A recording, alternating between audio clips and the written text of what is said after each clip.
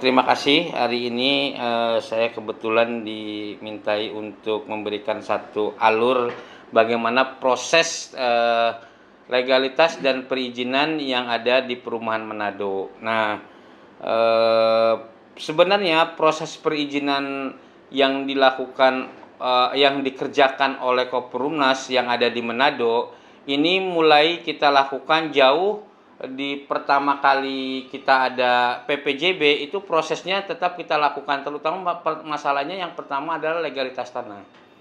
Nah, dalam hal masalah legalitas tanah, kebetulan yang punya tanahnya itu namanya Pak John Sindayang.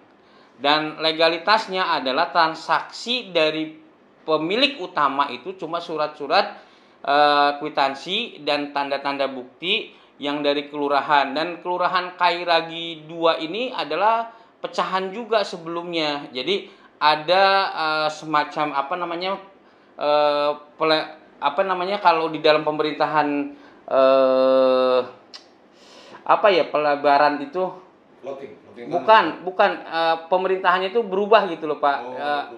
Namanya kalau misalkan Kairagi 2 sekarang dipecah lagi, ada pemekaran lah, masalah kayak pemekaran. Nah, jadi surat-surat yang ada di sana itu adanya di Kairagi 2. Nah, jadi yang awal-awalnya Kairagi 1, Kairagi 2. Nah, disinilah proses untuk melakukan legalitas yang kita miliki untuk pembelian tanah di situ ada sedikit terkendala dalam pengurusannya.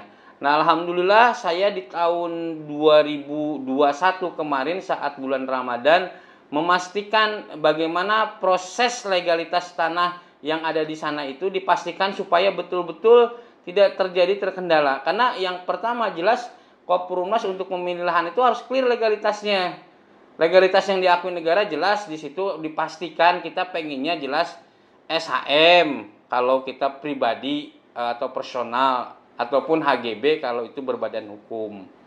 Ataupun memang ada AJB-nya. Nah, ataupun kalau pemilik di awal, kalau di orang-orang Jawa itu perkenalnya girik lah, atau setoran-setoran PBB dan sebagainya.